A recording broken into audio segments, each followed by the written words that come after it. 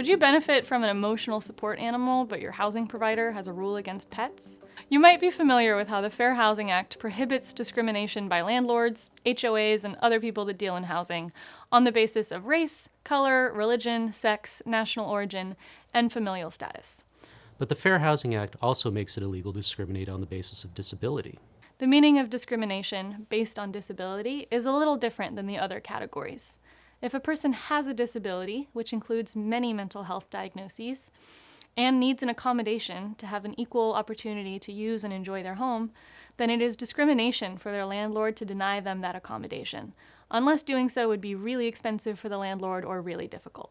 The Fair Housing Act's definition of disability is very broad. It includes physical or mental conditions that substantially limit your ability to perform what the law defines as a major life activity, like seeing, hearing, speaking, walking, breathing, thinking, or performing manual tasks. A similar statute, the Americans with Disabilities Act, applies to settings outside of the home. It protects a person's right to use a service animal, meaning an animal that has undergone specialized training to perform particular tasks for a person with a disability, like guide dogs, allergy detection dogs, and seizure alert dogs. At home, the Fair Housing Act's protection of animals is even broader. Like the ADA, it protects service animals, but it also goes further and protects a person's right to keep a support animal, including untrained animals that provide therapeutic emotional support. For instance, many people have found emotional support animals help them manage their symptoms of PTSD. If your landlord has a rule against pets, write your landlord a letter explaining that you have a disability. You do not need to identify what the disability is, just that you have one.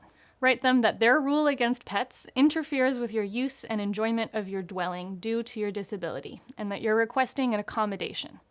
You're requesting that the rule not be applied to you or that the rule be changed slightly as a reasonable accommodation of your disability. Now, although you do not have to disclose the details of your disability to your landlord can request supporting documentation from someone like your doctor or an agency you get support from or a peer support group or some other reliable third party who knows about your disability and can confirm that you have one and that the accommodation you're requesting would be related to your disability. If you're asked for supporting documentation, your doctor, therapist, peer support group, or other reliable third party should write a letter that includes your name, whether the person has a professional relationship with you, for example, are they your doctor, the type of animal being requested, confirmation that you have a disability, specifically, is it a mental or a physical condition, and does it substantially limit at least one major life activity?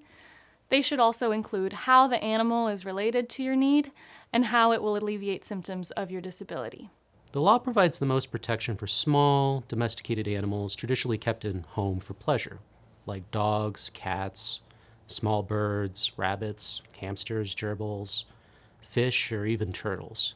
If you need an animal that isn't commonly kept in households, you'll need a letter from your medical provider, just like we mentioned before, explaining why that specific animal is necessary for your disability.